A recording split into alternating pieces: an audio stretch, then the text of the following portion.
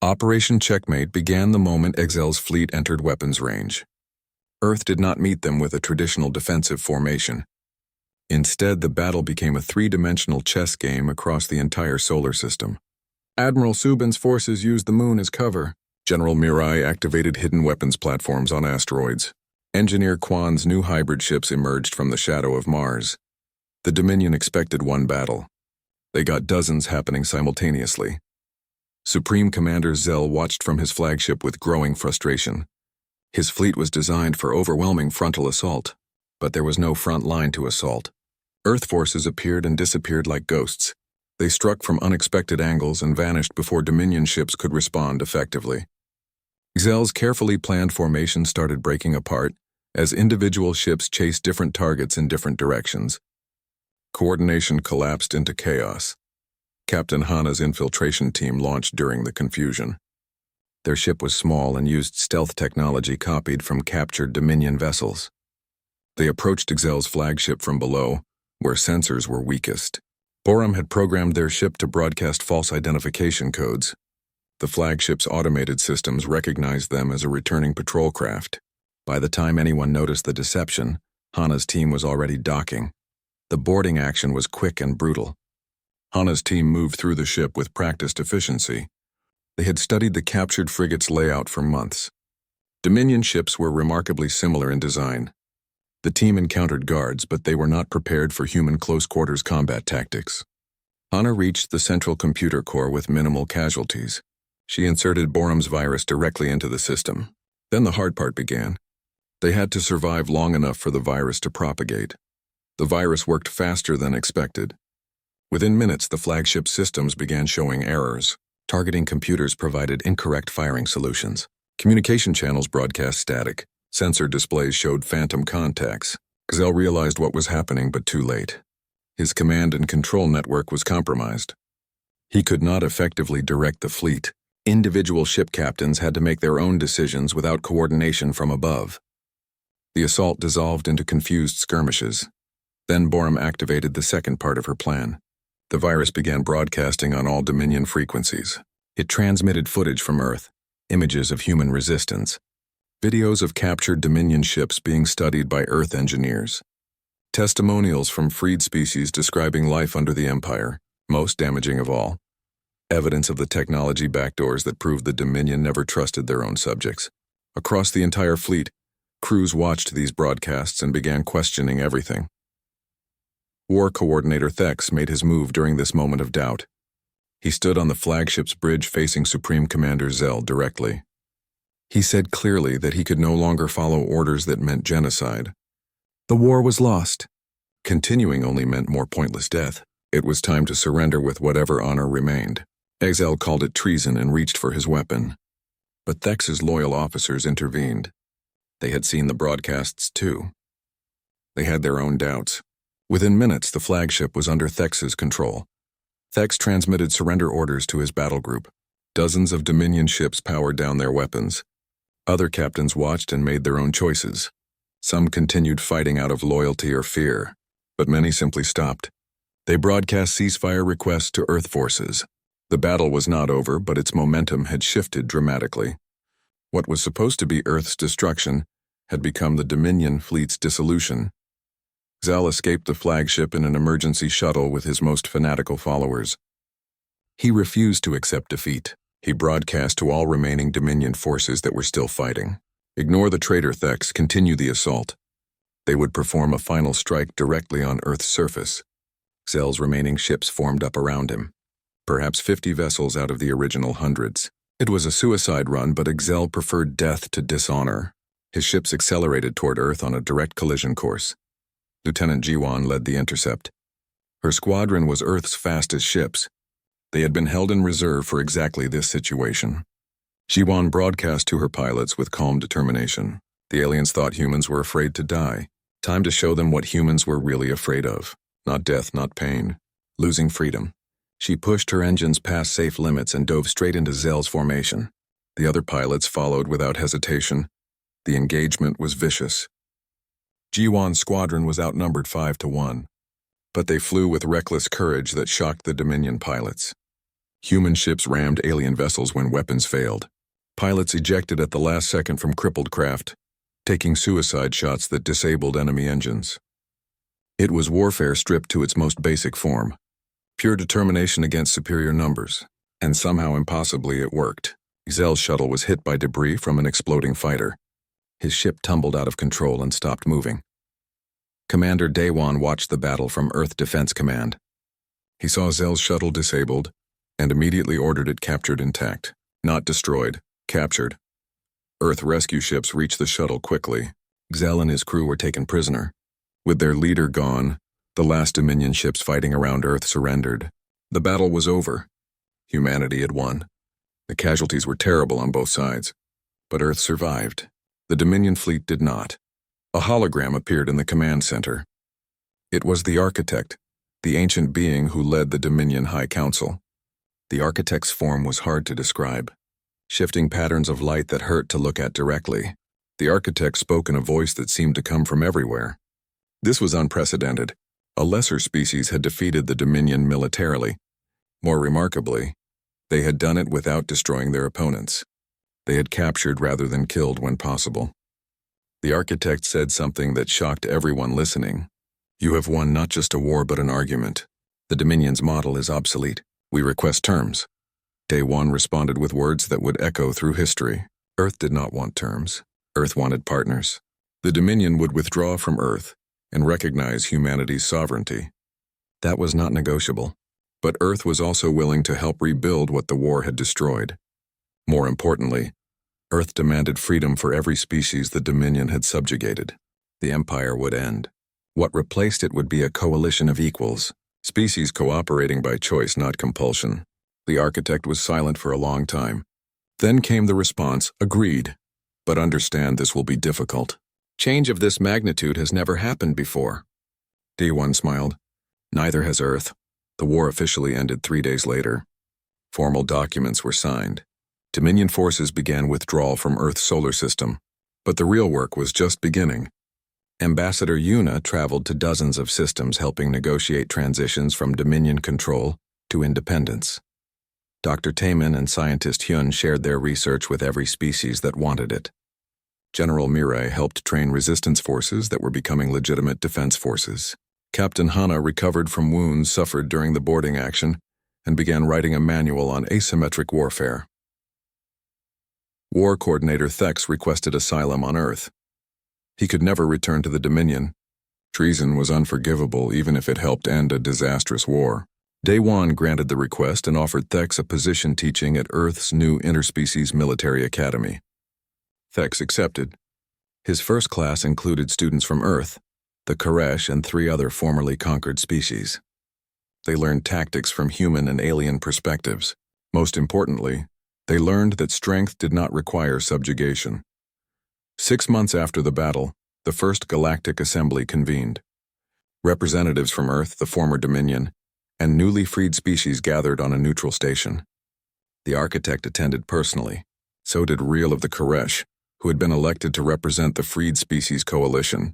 Ambassador Yuna opened the session with a speech that was broadcast across the galaxy. Humanity did not fight to replace one empire with another. They fought to prove different species could coexist without domination. That strength and diversity were not contradictions. That freedom was worth any price. Reel added his own words. He said humanity had taught the galaxy something crucial: how to laugh at tyranny. For centuries, his people believed the Dominion was inevitable. Resistance was impossible. But Earth looked at overwhelming power and laughed. Then fought, then won. Reel said the real victory was not military. It was psychological. Earth proved that the Dominion's greatest weapon was fear. Once species stopped being afraid, the Empire had nothing left. Now the galaxy was building something new, something worth protecting. Commander Daewon did not attend the assembly. He remained on Earth overseeing reconstruction. Captain Hana found him one evening at the memorial for those who died during the war. The monument was a simple wall with millions of names carved into black stone. Hana asked if he thought it was worth it. All the death and destruction. Daewon was quiet for a long time. Then he said they had proven something important. That freedom mattered more than safety. That independence was worth fighting for. that humans would rather die free than live as slaves. The ships came on a Tuesday morning. Massive vessels that blocked out the sun over major cities across Earth. They did not fire weapons. They did not speak with violence. Instead, they broadcast a message in every language humans spoke. The message was simple and terrifying in its calm certainty. Commander Day-Wan stood in the United Earth Defense Headquarters, watching the translation scroll across dozens of screens. The Galactic Dominion had arrived. They called themselves peacekeepers. They said they brought order to chaos.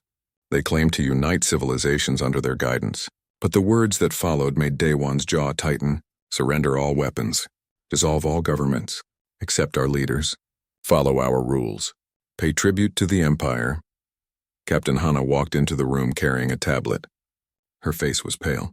She had been analyzing the broadcast for the past 3 hours. She set the tablet down in front of Day-Wan without saying a word. On the screen was a list. 847 species, all conquered by the Dominion. All forced to follow the same protocols that Earth now faced. Day-Wan scrolled through the list. Some species had been under Dominion control for centuries, others for just decades. He noticed something disturbing. The older the conquest, the less information existed about what those species had been before. Their languages changed, their cultures faded, their histories were rewritten. The Dominion did not just conquer bodies, they conquered minds and souls. Dr. Taman arrived at the headquarters within the hour. The linguist had been working non-stop since the broadcast began. He looked exhausted, but his eyes were sharp. He had decoded more than just the message. He had found patterns in how the Dominion spoke. They used words like harmony and unity and peace, but underneath the meaning was always the same. Obey or be destroyed, the United Nations called an emergency session. Leaders from every nation gathered in person and through secure video links. The debate was fierce. Some argued for negotiation. They said humanity was not ready to face an interstellar empire. Others demanded defiance. They said freedom was worth any cost, but most were simply afraid. These aliens had technology that seemed like magic. They had conquered hundreds of worlds. What chance did Earth have? Day-Wan sat in the back of the council chamber listening. He had fought in 3 wars before the aliens arrived. He had seen humanity at its worst and its best. He knew what humans could do when pushed to the edge. He also knew that fear was a weapon more powerful than any bomb. The Dominion understood this. They used fear like a tool. Accept our rules or face consequences. On the 3rd day, High Chancellor Vorn descended from the flagship. He came in a small shuttle that landed outside the UN building. Vorn was not humanoid. His body seemed made of living crystal that shifted colors as he moved. His voice came from everywhere and nowhere at once. He carried no weapons. He needed none. His confidence was absolute. The formal meeting was scheduled for the main assembly hall. Vorn walked in flanked by 2 silent guards.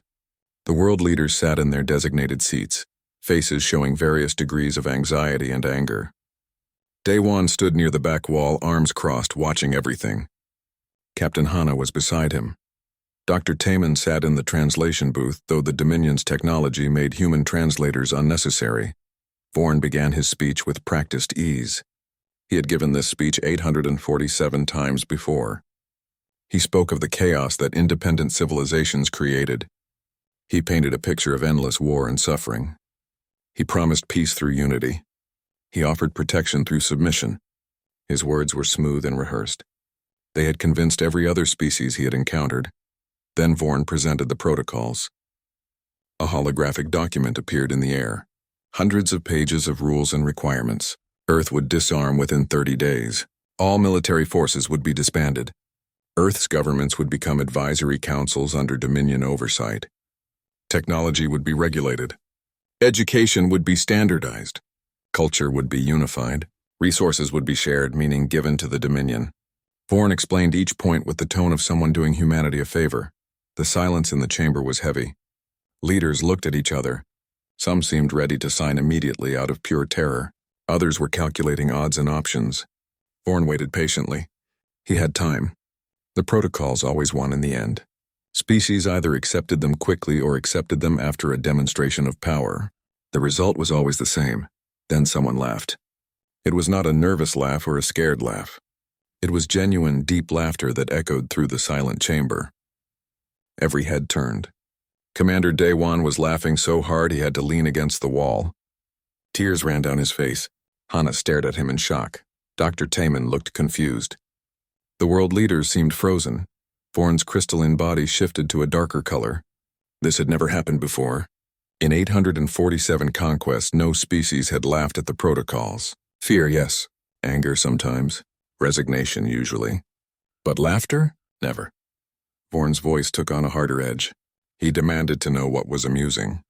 The guards moved slightly, ready to act if needed. Daewon wiped his eyes and walked forward. He picked up a tablet and scrolled through the protocols again. Then he looked at Vorn with a smile that did not reach his eyes. He explained in a calm voice exactly why he was laughing. The Dominion wanted humanity to give up all weapons. Humans had been trying to get rid of weapons for centuries and always failed. The Dominion wanted Earth to dissolve its governments. Earth had over 200 different political systems that could not agree on anything. The Dominion wanted cultural unity. Earth had thousands of cultures that had been fighting each other for millennia. And the Dominion wanted to be paid for this service. Daewon set the tablet down and looked Vorn directly in whatever passed for eyes on a crystal being. He said the protocols were adorable. He said they showed the Dominion had never encountered a species quite like humanity. He said that humans had survived ice ages, plagues, world wars, and their own stupidity. He said protocols did not scare people who had looked into the abyss and decided to have lunch anyway. Then Daewon delivered Earth's response. Simple and clear. Humanity declined, all of it, every protocol, every rule, every demand. Earth would remain free. If the Dominion wanted Earth, they would have to take it by force.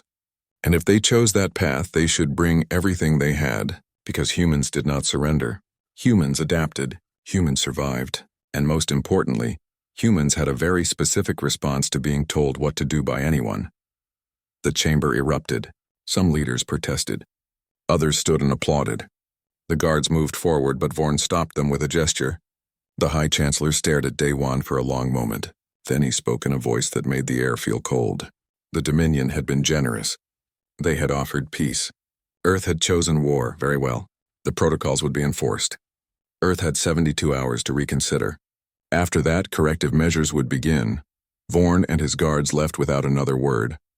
The shuttle lifted off and disappeared into the sky. The world leaders began shouting at each other immediately. Some blamed Daewon for dooming humanity. Others praised him for standing firm. The arguments were fierce and pointless. The decision was made. Earth had 72 hours. That night, Captain Hana found Daewon on the roof of the headquarters building. He was staring up at the Dominion flagship that hung in orbit like a dark moon. She asked if he really thought humanity could win. Daewon did not answer immediately. He took a sip of coffee and continued watching the sky. Then he said something that would be repeated across Earth in the coming days. They don't understand us yet. They think we're like the others. They think protocols and threats will break us. But we've been breaking each other for thousands of years and we're still here. Let's see how they handle that. The countdown began. 72 hours until the Dominion showed Earth what happened to species that refused to obey. But Earth was not waiting passively. Across the planet, military forces mobilized. Scientists began analyzing every piece of data about the Dominion. Engineers started designing weapons to fight enemies from the stars. And ordinary people, billions of them, made a choice. They would not kneel. They would not surrender. They would answer like warriors. The Dominion had no idea what was coming. The 72 hours passed faster than anyone expected.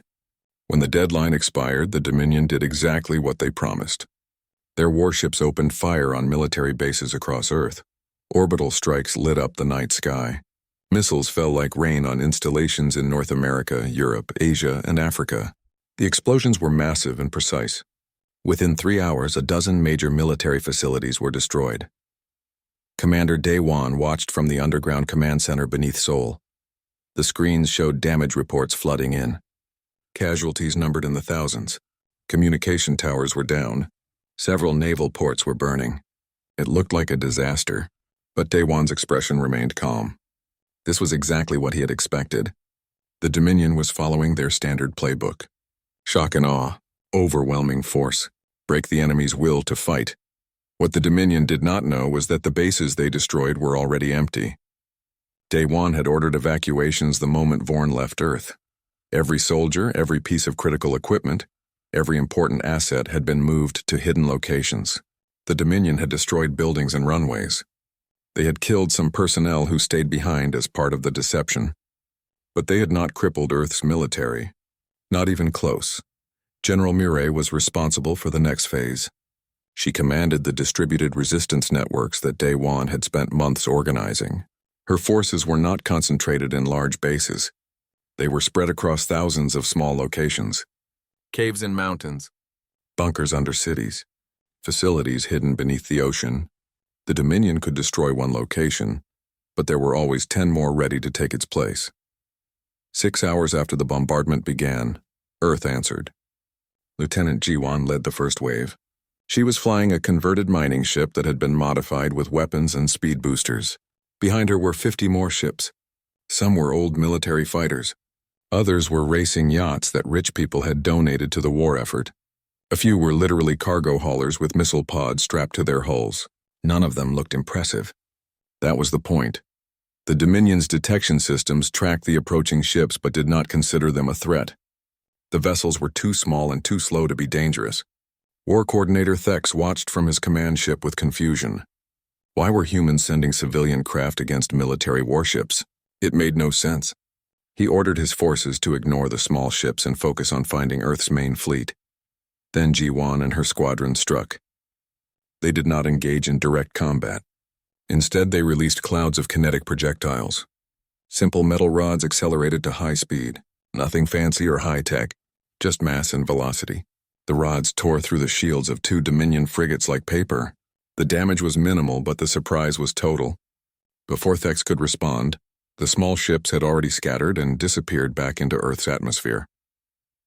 Over the next week, this pattern repeated dozens of times. Small groups of mismatched Earth ships would appear without warning. They would strike quickly and vanish. Sometimes they attacked supply lines. Other times they hit isolated patrol ships. Once they disabled a communication relay by ramming it with an unmanned cargo vessel. The Dominion forces spent more time chasing ghosts than fighting any real battles.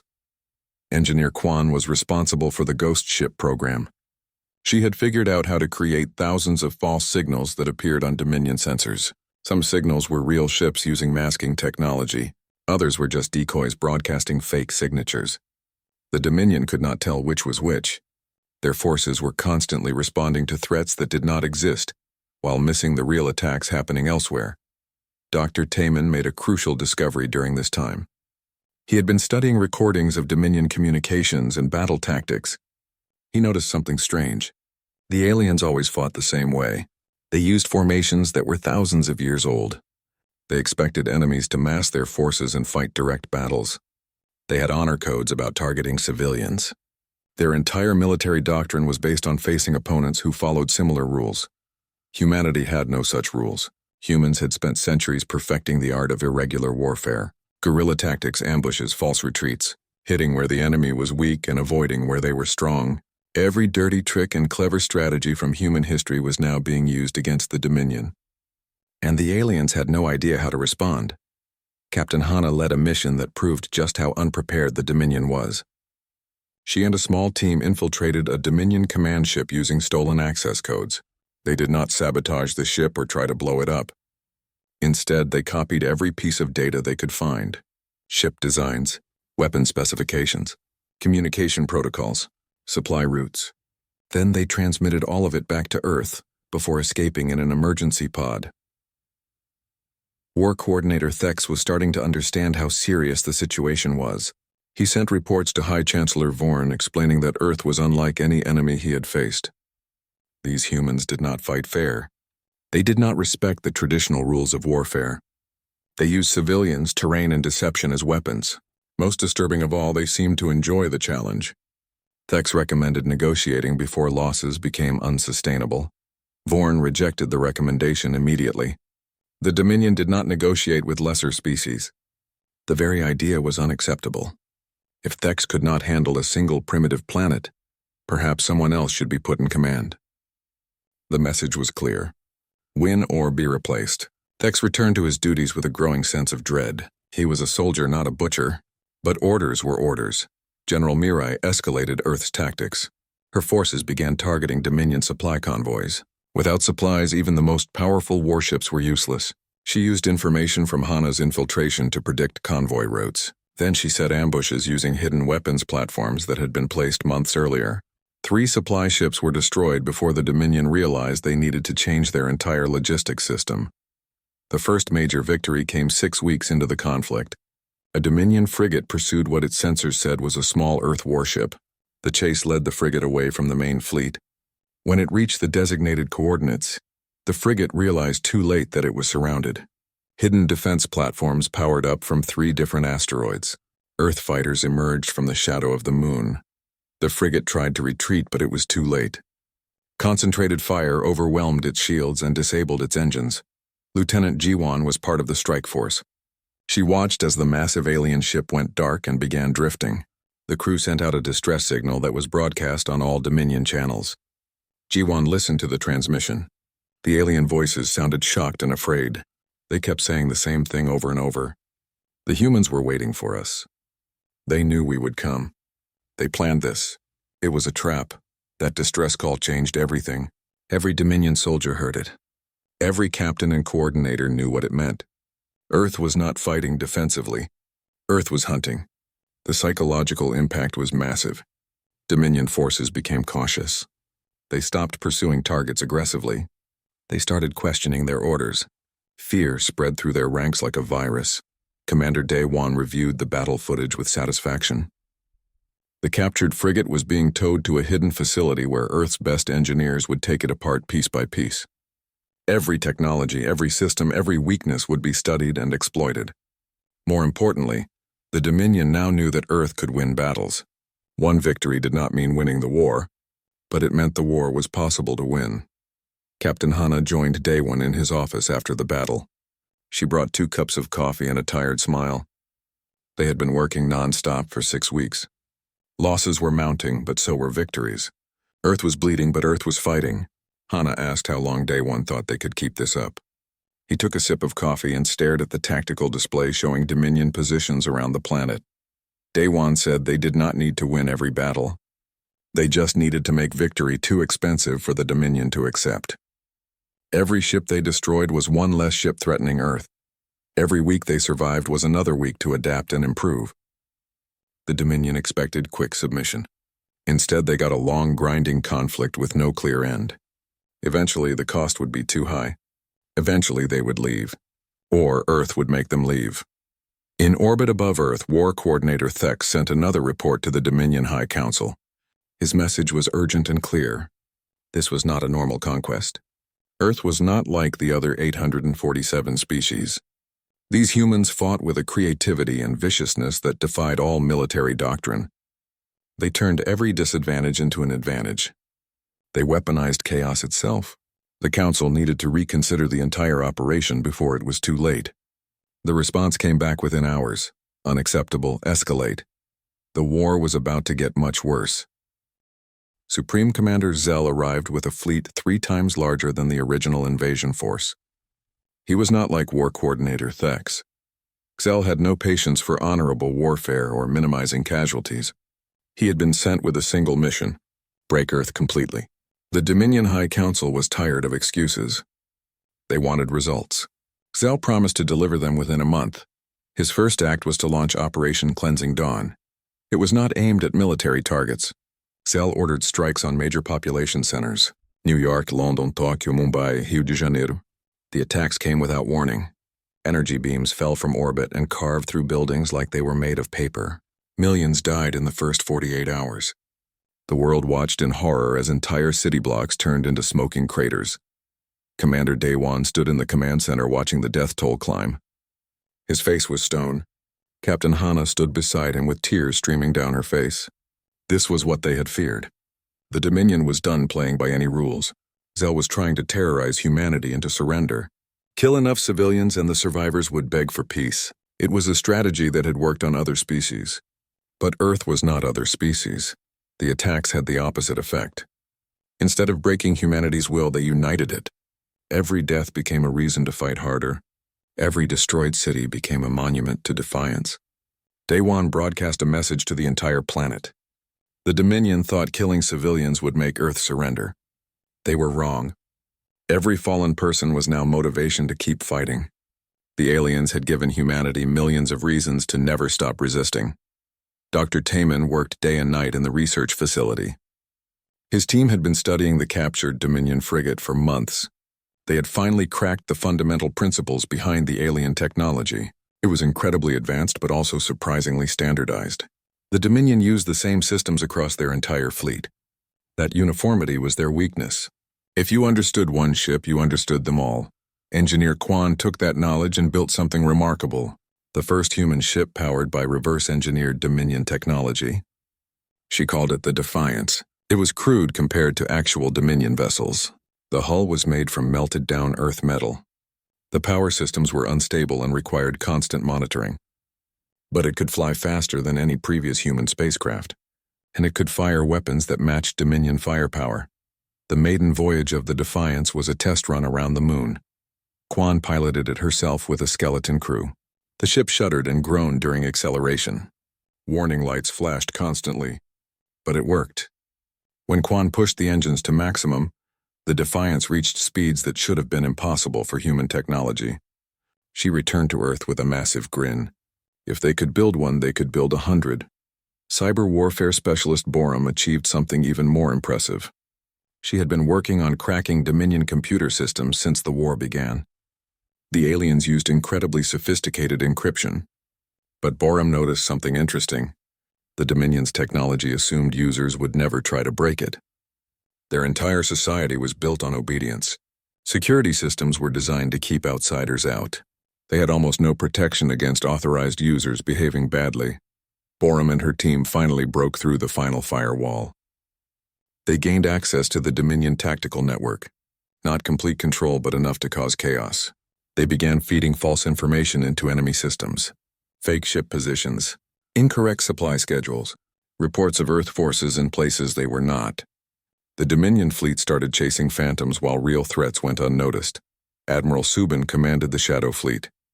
These were ships that had been hiding in the outer solar system for months. They operated with minimal power signatures, making them almost invisible to sensors. Subin treated space combat like submarine warfare. Silent, patient, deadly. His ships had been stalking Dominion vessels, learning their patterns, waiting for the perfect moment to strike. That moment came 3 months into Supreme Commander Zell's campaign. Subin coordinated simultaneous attacks across 6 different locations. His ships emerged from hiding and hit Dominion support vessels. Not the big warships, but the supply ships and repair stations that kept the fleet operational. Within hours, a dozen critical targets were destroyed or disabled. The Dominion suddenly faced severe logistical problems. Captain Hana led the most audacious mission of the war. Intelligence indicated that the Dominion had built a manufacturing facility in orbit around Mars. The facility was producing weapons and spare parts for their fleet. Hana proposed something crazy. Instead of destroying it, steal it. Her plan was met with shock from the command staff. Steal an entire space station? Impossible. But Day 1 approved the mission. Impossible was Earth's specialty now. Hana's team used captured Dominion towing technology. They infiltrated the facility, disabled its defenses, and attached massive engines to its structure. Then they literally dragged the entire station away. The theft took 18 hours. Dominion forces responded but were too late. By the time they arrived, Hana had the facility hidden in an asteroid belt. Earth now had an alien factory producing equipment for human use. War Coordinator Thex watched these developments with growing alarm. He sent increasingly desperate reports to the High Council. Earth was not just surviving, Earth was thriving. They were adapting faster than any species he had ever seen. They took Dominion technology and improved it with human ingenuity. They turned every setback into a learning opportunity. Most importantly, civilian losses only made them fight harder. Traditional military thinking did not apply here. Supreme Commander Zell refused to accept that his campaign was failing. He increased bombardment of civilian targets. More cities burned. More millions died. But Earth did not break. Instead, it became a fully unified war machine. Scientists worked around the clock developing new weapons. Engineers built ships faster than the Dominion could destroy them. Teachers trained resistance fighters. Artists created propaganda that spread across the solar system. Even children learned to spot alien surveillance and report enemy movements. Dr. Taman made another breakthrough. He discovered that Dominion technology contained built-in weaknesses, backdoors that allowed the Empire to control technology given to subject species. These backdoors were supposed to prevent rebellions by making alien weapons useless against the Dominion. But once you knew they existed, you could exploit them. Earth's new hybrid weapons were designed without these weaknesses. They were actually superior to pure Dominion technology in some ways. The breakthrough changed everything. General Mirai immediately saw the strategic implications. If other conquered species learned about these backdoors, they could rebel. If the Dominion's subject civilizations realized their weapons were designed to fail, the entire empire would face chaos. Earth had more than military intelligence. Earth had information that could destabilize the Dominion's power structure across the galaxy. Commander Daewon called a meeting of his top officers. Hana, Mirai, Subin, Borum, Taman, and Quan all gathered in the secure command room. Daewon explained that Earth was no longer fighting just for survival. They were fighting to change the entire galaxy. If they could break the Dominion's hold on just one species, others would follow. The Empire's greatest weapon was not their military. It was the belief that resistance was impossible. Earth needed to destroy that belief. They launched Operation Lighthouse. Earth began broadcasting messages to other Dominion-controlled systems. The broadcasts showed human victories. They explained the technology backdoors. They offered help to any species willing to resist. Borum made sure these messages could not be jammed or blocked. The Dominion tried desperately to stop the broadcasts but failed. Hundreds of alien civilizations heard Earth's message. Some dismissed it as propaganda. But others started to wonder, if humans could resist, maybe they could too. Supreme Commander Zell realized what was happening too late. The Earth conflict was spreading. 3 conquered species made contact with human forces. They wanted to know if the broadcasts were true. Could they really fight back? Did Earth really understand Dominion technology well enough to help? Zell ordered his forces to crush these emerging rebellions immediately. But his fleet was already overstretched fighting Earth. He did not have resources for multiple conflicts. War Coordinator Thex made a decision that would change his life forever. He could no longer support what the Dominion was doing. Zell's tactics were not military strategy. They were genocide. Thex had spent his life believing the Dominion brought order and civilization, but Earth showed him the truth. The Empire did not unite civilizations. It erased them. Thex sent an encrypted message to Commander Daewon. The message contained strategic information about Zell's fleet positions and upcoming operations. It was treason. But it was also the right thing to do. Admiral Subin received Thex's intelligence with surprise but quickly put it to use. Knowing where Zell would strike next was invaluable. Earth could prepare ambushes instead of reacting to attacks.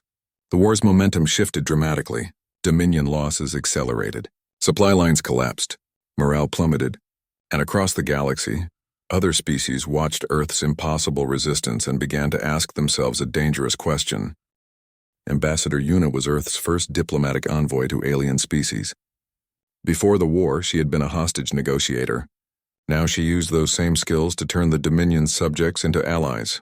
3 species had responded to Operation Lighthouse broadcasts. They wanted to meet secretly. They wanted to know if Earth's claims were true. Yuna traveled to a hidden station in deep space to meet with their representatives. The first representative was named Rill. His species, the Koresh, had been under Dominion control for 300 years. Rill was old enough to remember stories from his grandparents about life before the conquest. Stories about freedom and choice. The Dominion had tried to erase those memories. But some things could not be completely forgotten. Rill looked at Yuna with both hope and fear. He wanted to believe Earth's message. But belief meant risk. Risk meant death if they failed. Yuna did not make grand promises. She told the truth. Earth was winning battles, but the war was far from over. Millions of humans had died. More would die before it ended. But Earth was proving that the Dominion could be fought. More importantly, Earth was willing to share everything they had learned. Technology, tactics, intelligence about Dominion weaknesses. Yuna explained the backdoors that Dr. Taman had discovered.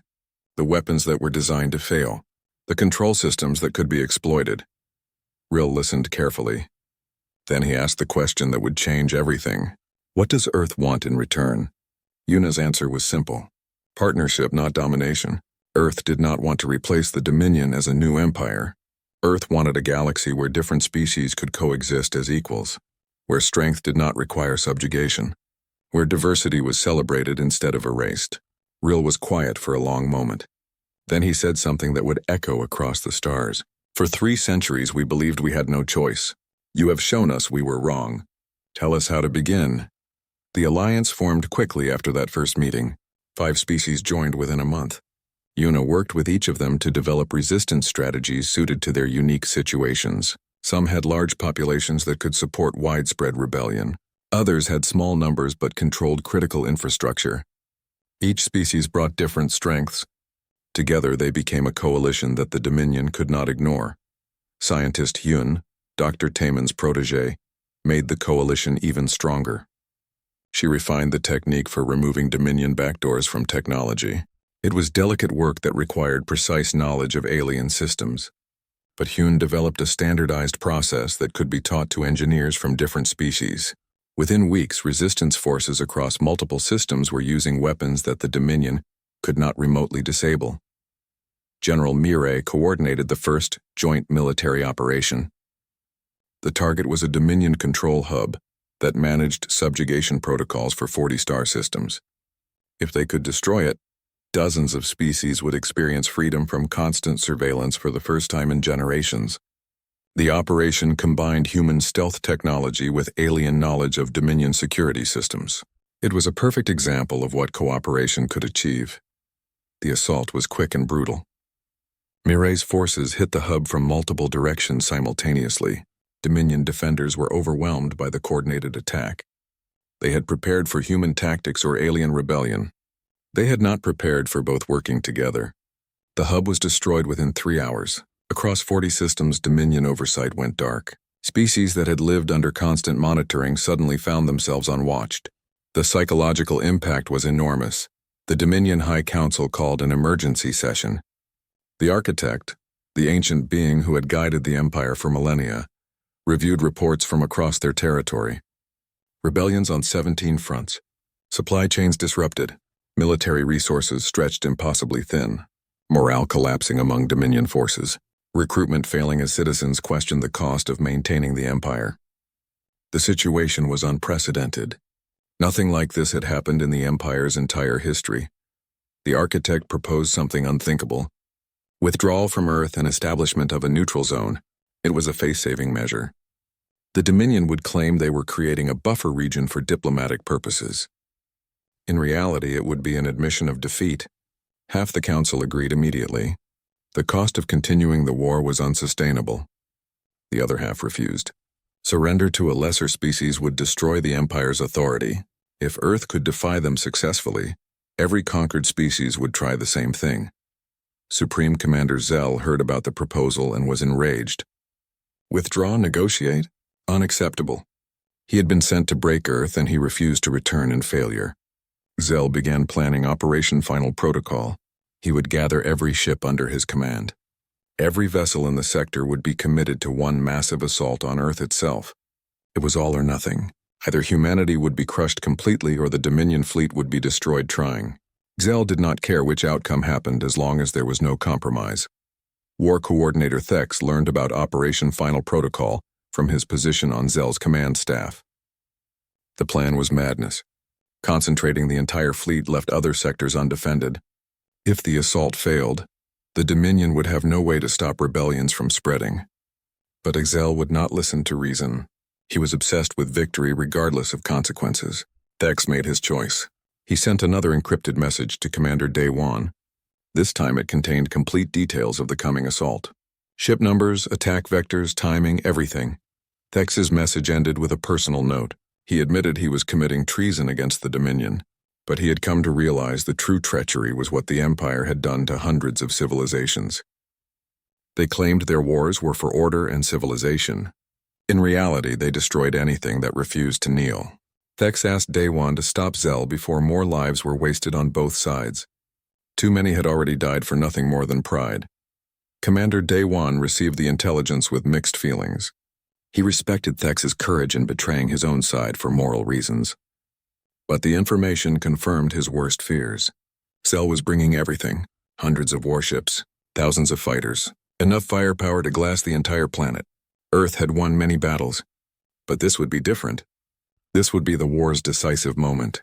Either Earth would survive and prove that freedom was worth any cost, or humanity would be erased as a warning to other species. Daewon called his command staff together.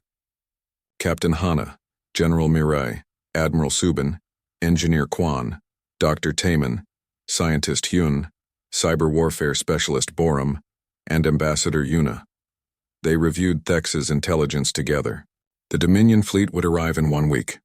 Zell planned to strike from multiple vectors simultaneously, overwhelming Earth's defenses through sheer numbers. It was a brutal strategy, but potentially effective. Earth needed a counter-strategy that was even more audacious.